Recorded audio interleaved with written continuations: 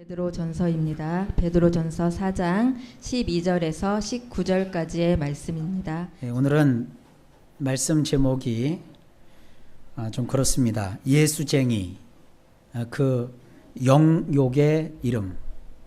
영욕이라는 단어를 좀 나이가 있는 분들은 이해를 하시는데 좀 어린 분들은 잘 와닿지 않으실 거예요. 이 영욕은요, 영광스럽다, 또 수치스럽다, 이 두 단어가 합쳐져 있는 그런 단어입니다.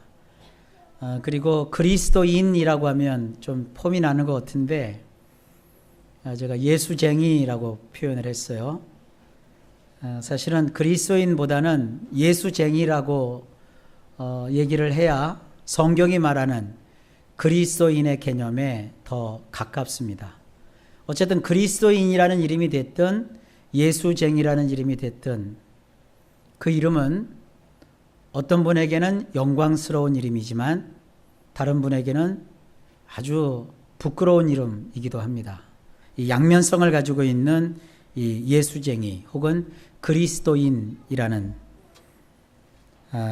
개념을 이 시간 함께 살펴보려고 합니다. 예수를 믿는 우리를 흔히 그리스도인이라고 표현을 합니다. 그런데 이 그리스도인 혹은 예수쟁이라는 호칭은 우리들이 교회에서 우리 자신을 부를 때 사용하는 이름일 뿐입니다. 세상 사람들은 우리를 그리스도인이라는 말 대신에 예수쟁이, 그런 표현으로 우리를 부르죠. 예수쟁이라는 말을 들으면 여러분 좀 어떠세요? 기분이 조금 이상하기도 하죠. 근데 자꾸 들어보니까 저 같은 경우는 그냥 괜찮아요. 오늘은 그리스도인 또는 예수쟁이라는 명칭에 대해서 조금 자세히 살펴보려고 합니다. 우리 성경에 그리스도인이라는 단어는 3번 나와요. 사도행전에 2번 나오고 오늘 본문에 1번 나옵니다. 그래서 사도행전 11장 26절에 보면 이런 말씀이 나옵니다. 제자들이 안디옥에서 비로소 그리스도인이라 일컬음을 받게 되었더라. 신약 성경에는 각기 다른 두 군데의 안디옥이 등장합니다. 하나는 수리아 지역에 있는 안디옥이고요. 다른 하나는 비시디아라는 지역의 안디옥입니다. 수리아 안디옥이 됐든 비시디아 안디옥이 됐든 우리에게는 낯설기는 매한가지죠.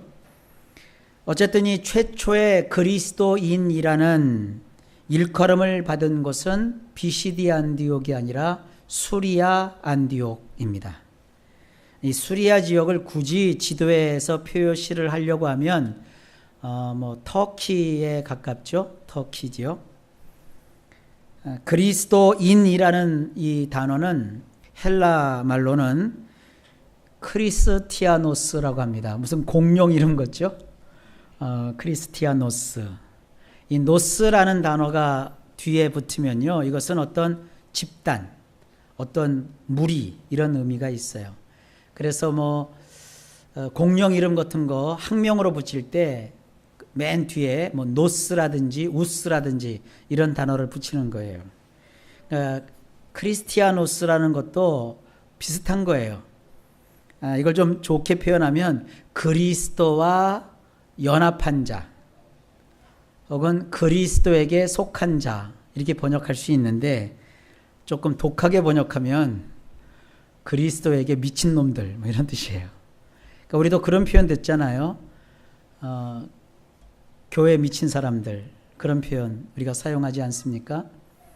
사실 우리는 교회를 정하거나 또 신앙생활할 때 그 교회가 얼마나 성경적인지, 얼마나 하나님의 말씀을 잘 가르치고 배우며 그리고 말씀대로 사람들이 신앙생활 하는지, 그게 원칙인데 요즘 사람들은 그런 건 별 관심이 없어요. 교회가 얼마나 규모가 큰지, 또 얼마나 시설이 좋은지, 또 얼마나 유명한지, 또 교회에 어떤 유명한 인사들이 얼마나 참석하고 출석하는지, 그런 거에 관심을 가져요. 그러니까 사실 성경에서 그리스도인이라는 표현을 우리가 연구해 보면 교회 다니는 사람들은 많지만 그리스도인은 사실 얼마 안 돼요. 제가 오늘 이 말씀을 통해서 그리스도인은 어떤 사람인가라는 것을 본문을 통해서 말씀을 드릴 텐데, 그 기준으로 보면 그리스도인이 그렇게 많지 않습니다.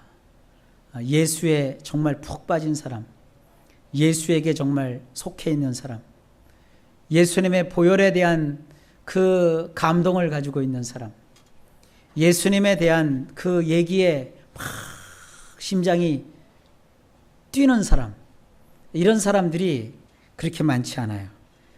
저나 여러분들 모두 사실 크리스티아노스가 다 됐으면 좋겠어요. 최초의 교회는 예루살렘에 세워진 예루살렘 교회입니다.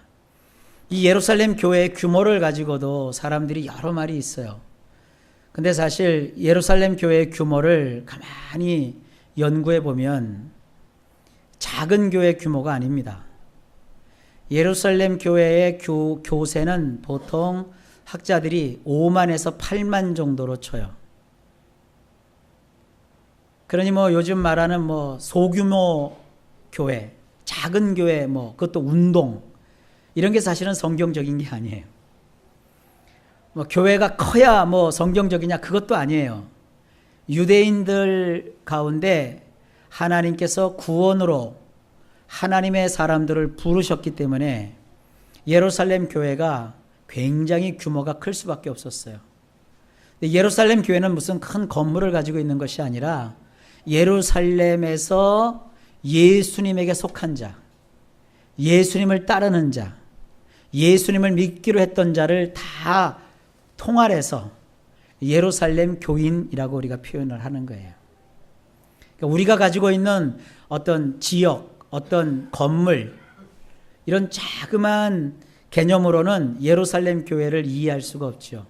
근데 중요한 것은 예루살렘 교회의 교인들은 그야말로 그리스도인이라는 이름으로 불릴만 했던 그런 분들이었어요. 그런데 이렇게 좋은 예루살렘 교회도 큰 핍박 앞에는 별로 힘을 쓸 수가 없었어요. 예루살렘 교회가 받았던 핍박 가운데 가장 그 핍박의 극치는 스데반 이라는 분이 순교를 당하는 사건이었습니다. 스데반이 순교를 당하자 이제 그 믿는 자를 죽이려고 했던 사람들이 아주 세력을 얻어가지고 이게 이제 어떤 기폭제가 된 거예요. 믿는 사람들을 적극적으로 핍박하기 시작했어요. 그때 가장 앞장섰던 사람이 누구냐? 사울입니다. 이 사울이 나중에 바울이 되죠.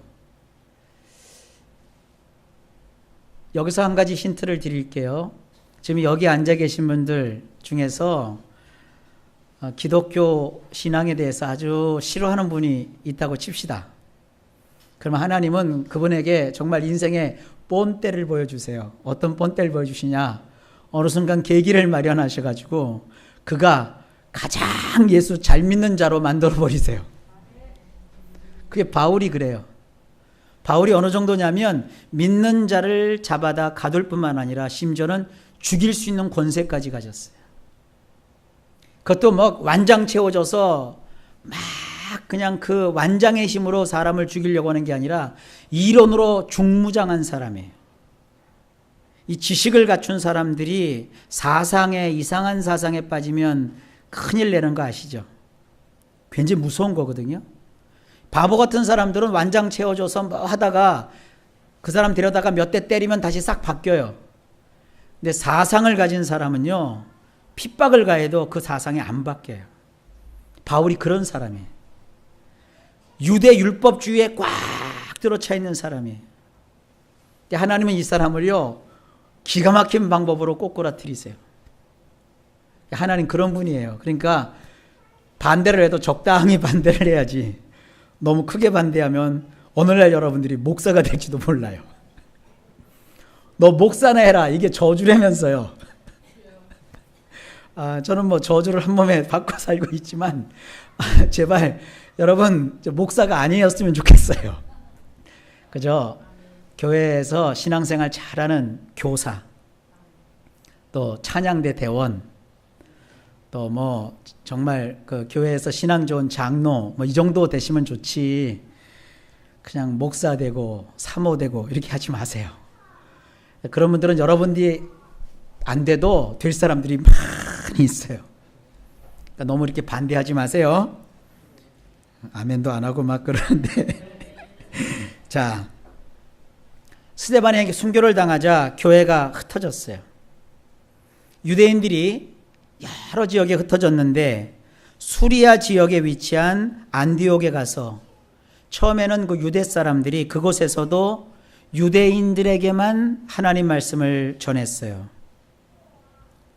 그런데 하나님께서 복음의 문을 열어주시니까 이 안디옥에 믿는 사람들이 자꾸 생기는 거예요. 키프로스와 구레네라는 지역에서 태어난 유태인들이 안디옥에서 복음을 전했는데 이 사람들은 아무래도 키프로스나 구레네라고 하는 이러한 그 헬라 문화권에 익숙하기 때문에 그들과 문화도 비슷하고 언어도 통하는 그리스 사람에게도 예수님을 전파하기 시작했어요. 유대인이 이방인들에게 복음을 전한다는 건요, 굉장한 사건이에요. 그런데 주님께서 그들과 함께 하여 주시니까 수많은 사람들이 믿고 예수님께로 돌아오는 거예요. 예루살렘 교회가 이 소식을 듣고 바나바라고 하는 분을 안디옥으로 보냅니다. 바나바가 와서 보니까 하나님의 은혜가 마치 여름에 내리는 장대비처럼 막 그 안디옥 사람들한테 내리는 거예요. 우리 교회에도 하나님께서 하나님의 은혜를 막 장대비처럼 내려주시기를 축복합니다. 또 우리가 사는 이 대전에도 하나님께서 하나님의 은혜의 비를 계속 내려주시기를 바랍니다. 그래서 우리 성도들 마음속에 막 뜨거워서 예수님을 전하고 예수님을 소개하고 하는 일들이 불같이 일어날 수 있기를 축복합니다. 그저 그 모인 교인들에게 바나바가 굳센 마음으로 주님을 의지하라고 권면을 합니다. 그리고 바나바가 이들에게 정말 성경을 잘 가르치는 지도자가 필요하다 생각을 했어요. 그래가지고 다소에 살던 사울이라는 사람을 찾아서 아까 얘기했던 예수님을 강력하게 반대했다가 개종했던 이 사울을 찾아서 안디옥으로 데려와요. 그리고 바나바와 이 사울, 나중에 사울의 이름이 바울로 바뀌죠. 바울로 바뀐 게 사실은 아니에요. 히브리식 이름은 사울이고 헬라식 이름은 바울이에요. 그래서 바울과 바나바가 합심해서 1년 동안 안디옥에서 하나님의 말씀을 이제 가르쳐요. 그러니까 두 가지 시스템이에요. 하나는 나가서 복음을 전하는 사람이 있고요. 또 다른 한 사람은 그 전에서 교회로 모인 사람들에게 하나님의 말씀을 잘 가르치는 사람이 필요해요. 우리 교회도 이런 투탑이 필요해요. 나가서 복음을 많이 전해서 복음을 듣게 하고 그분들을 교회로 이끌어 드릴 수 있는 그런 사람. 그리고 교회에 모인 사람을 하나님 말씀으로 잘 가르치고 전할 수 있는 그런 사람. 그 목사님이 두 개 다 하세요. 그렇게 하지 말자고요. 우리 치사하게. 여러분들도 가서 전하고 또 교회가 시스템을 갖추면 우리 교회에 이렇게 성경을 가르칠 수 있는 자질을 갖춘 분들이 많아요. 그런 분들이 있는 곳 초소해서 서로 성도들에게 말씀을 전할 수 있는 그런 놀라운 교회가 될 수 있기를 축복합니다. 그래서 이러한 그 안디옥 교회의 모습을 보고 오늘날도 자기 교회 이름을 안디옥 교회라고 져서 그렇게 목회하는 교회들도 많이 있습니다. 좌우지간 바울이 가세한 안디옥 교회 교인들은 굉장한 신앙을 가지고 열성적으로 예수님을 따랐어요. 그러니까 주변 사람들이 그 모습을 보고 그들을 뭐라고 불렀느냐? 크리스티아노스라고 부른 거예요. 그래서 거기서 그리스도인이라는 말이 나온 거예요. 그냥 지금은 교회만 다니면 다 그리스도인이라고 하는데 그게 아니라 복음을 듣고 교회를 다니고 하나님의 말씀을 충분히 배워서 그 삶이 예수님이 기뻐하는 삶을 살아가는 그 사람들, 그런 삶의 모습이 세상 사람과 다를 때 다른 사람들이 그를 보고 야, 저 사람들은 참 특이하다. 저 사람들은 정말 특별한 종자다. 그래서 크리스티아노스다 이렇게 불러서 그리스도인이라는 이름이 생긴 거예요. 나 우리 모든 성도들이 다 이 크리스티아노스가 되기를 바라요. 사도행전 26장 28절을 보면 그 당시에 사람들이 그리스도인이라는 호칭을 어떤 식으로 이해했는지를 짐작할 수가 있습니다.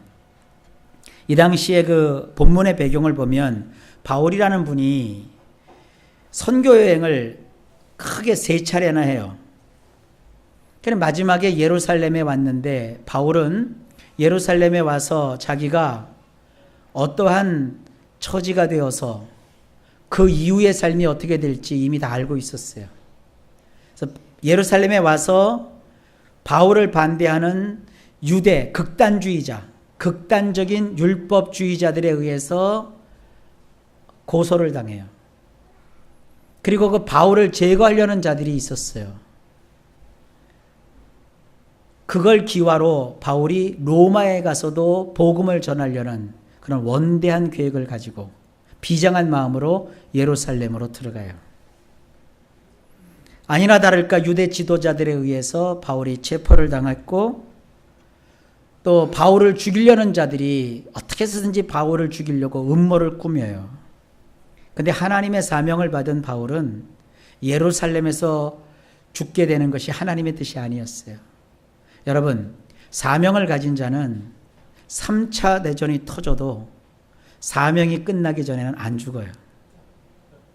그러니까 믿는 사람도 자꾸 좀 병들었다고 나 죽겠다, 늙었다고 죽겠다, 뭐가 안 됐다고 죽겠다 그러지 말아요. 어차피 인간은 다 죽으니까.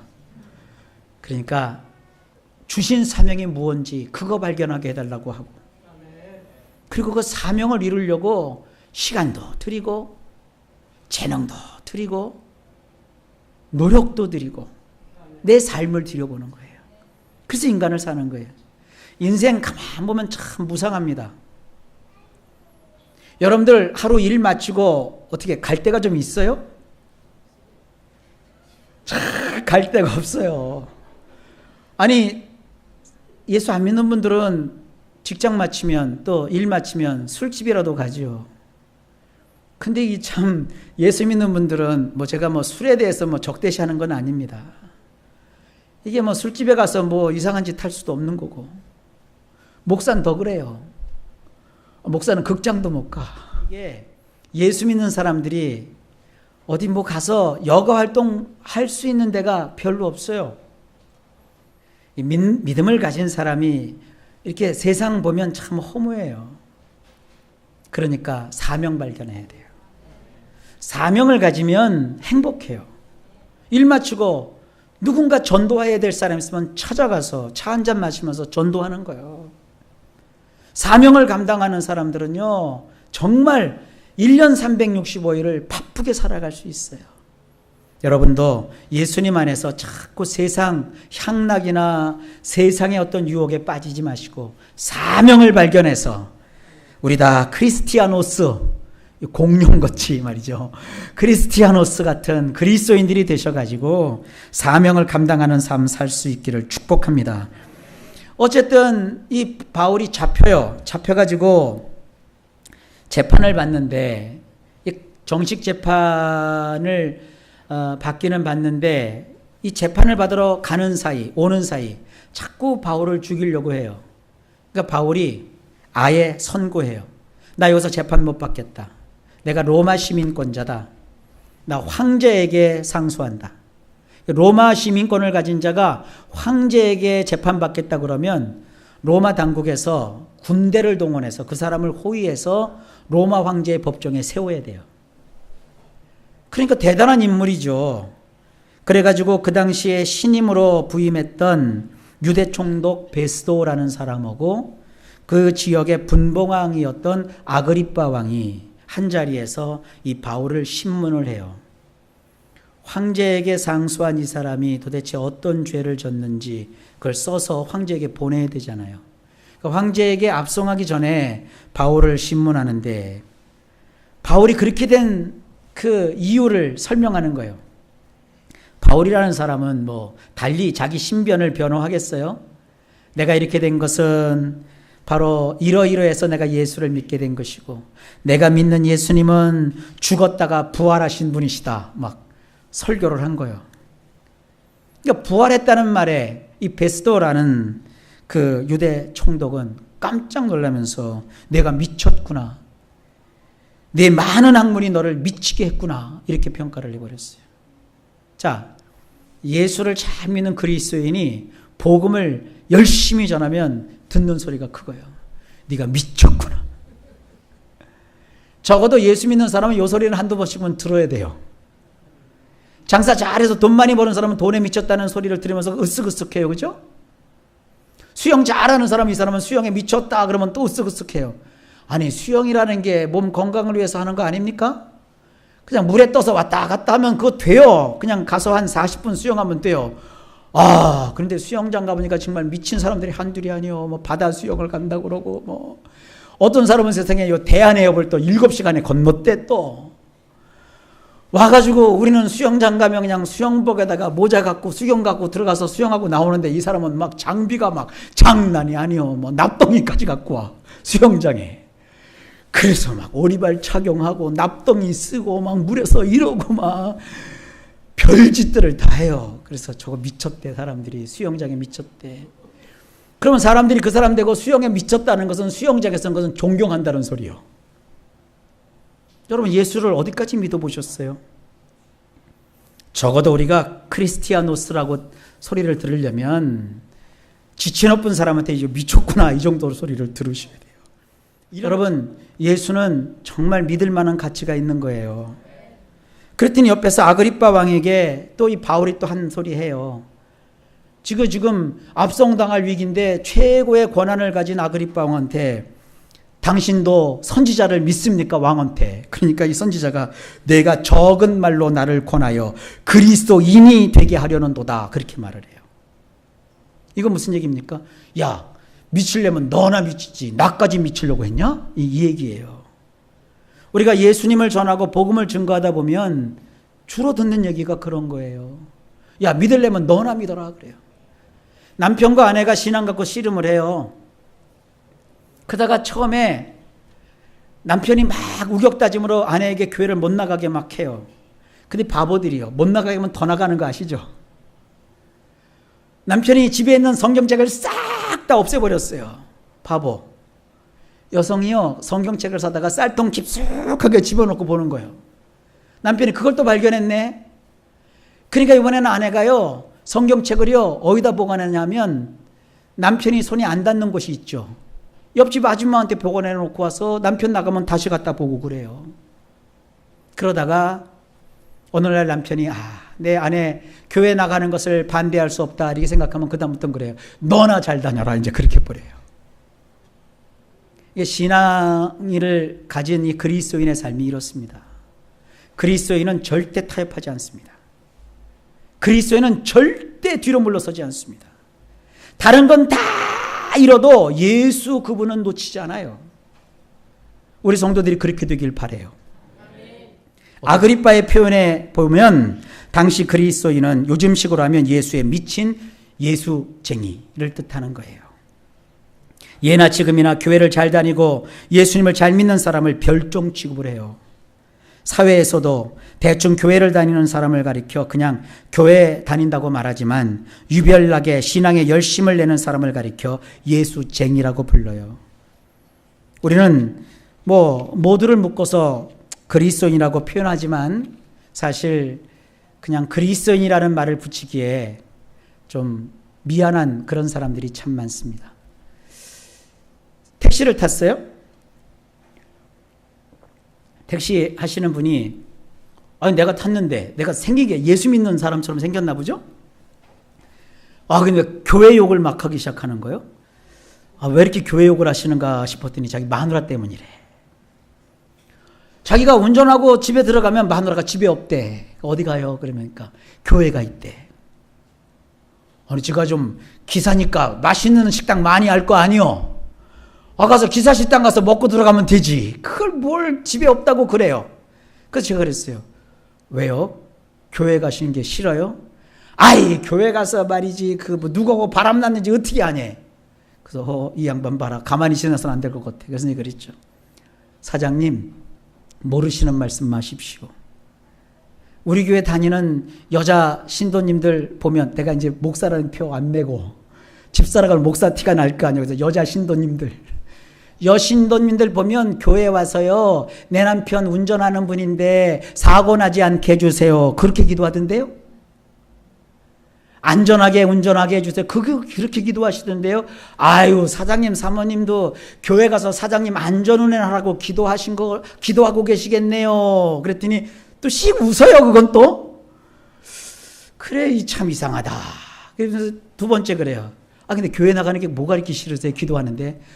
자기가 이렇게 쎄 빠지게 고생해서 돈 벌어다 주면 교회 가서 목사한테 홀라당 준대.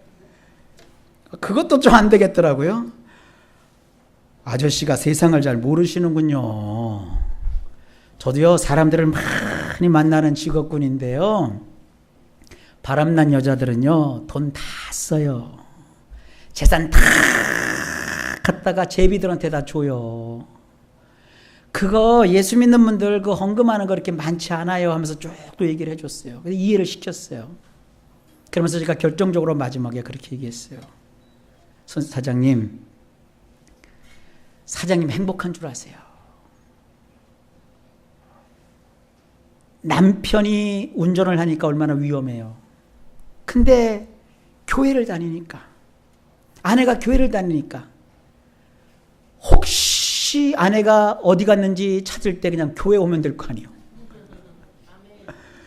그리고 교회는 모이는 시간이 있어요. 아무 때나 모이질 않아요. 그 시간에는 항상 거기 있어요. 사장님 이거 운전하다 보니까 바람 피고 막 부정 저지르고 불륜하는 거 많이 보지요? 본대요. 어제도 보고 오늘도 보고 많이 본대요. 예수 믿는 사람들은요, 불륜하면 지옥 가기 때문에 그런 거 안 해요. 아저씨나 조심하세요. 내가 막 그랬어요. 한참 해갖고 아주머니는 정말 훌륭한 예수쟁이라고, 예수 잘 믿는 분이라고, 멋진 분이라고, 아저씨 행복하겠다고. 하나님은, 내가 믿는 하나님은 살아계신데 아줌마가 그렇게 되면 천일이 아저씨한테 막 벌어질 거라고 막 또 얘기했어요. 그랬더니 탔을 때 교회에 대해서 막 부정적으로 얘기했던 그 사람이 이젠 다 해요. 맞다고, 좋은 일이 자꾸 일어난다고, 뭐 애들도 뭐 학교도 잘 다니고 공부도 잘 한다고 막 그래요.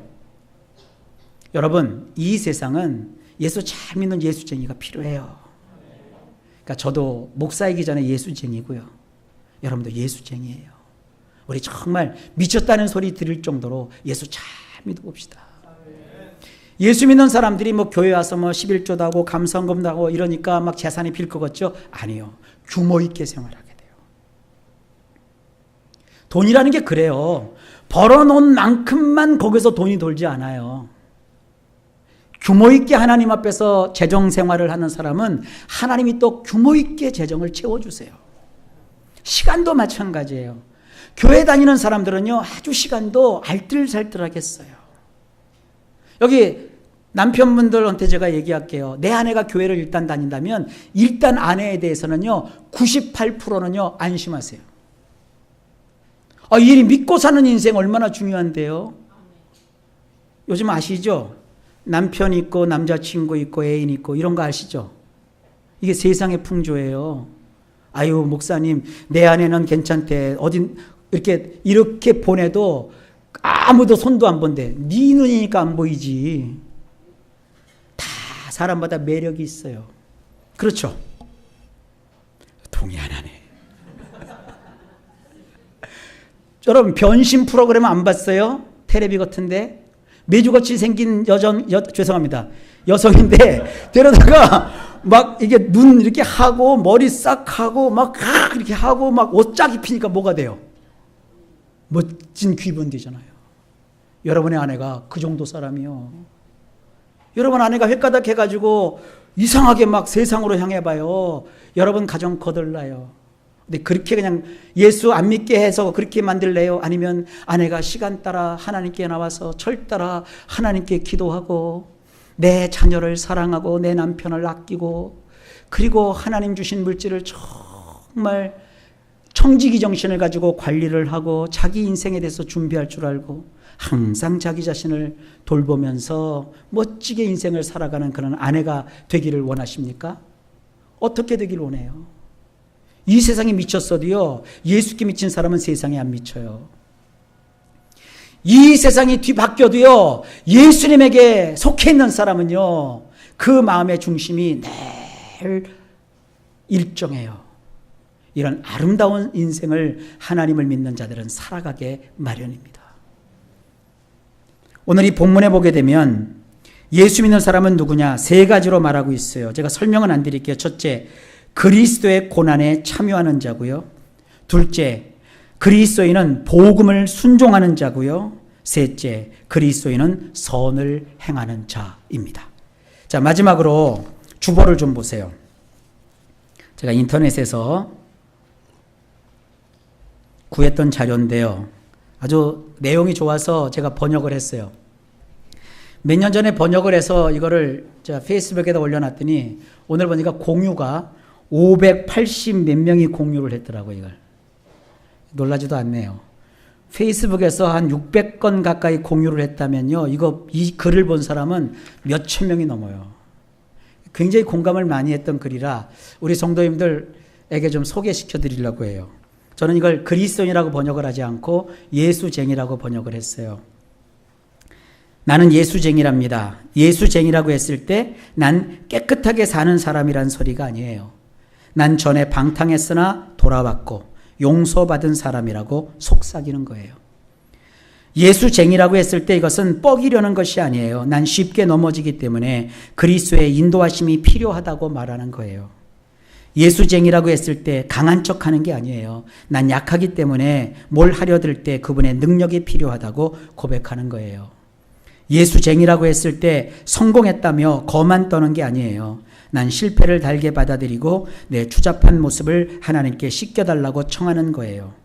예수쟁이라고 했을 때 완벽하다고 떠버리는 게 아니에요. 내 결점들이 너무도 또렷하기에 하나님께 그럼에도 불구하고 날 소중히 여겨달라고 하는 거예요. 예수쟁이라고 해도 고통에 찔린 아픔을 여전히 느끼죠. 난 내 마음의 상처를 그분의 이름을 부르며 호소하는 거예요. 예수쟁이라고 했을 때 내가 당신보다 더 거룩하다는 뜻이 아니에요. 나도 하나님의 선하신 은혜를 엄청나게 받아야만 하는 처절한 죄인이거든요. 여러분, 우리 다 크리스티아노스, 그리스도인입니다. 우리 그렇게 그리스도인으로서 살아갑시다. 껍질만 믿는 자 말고 진짜 믿는 자 됩시다. 예수께 미친 그런 사람, 예수께 속한 그런 사람, 우리 다 됩시다. 주님을 사랑합니다.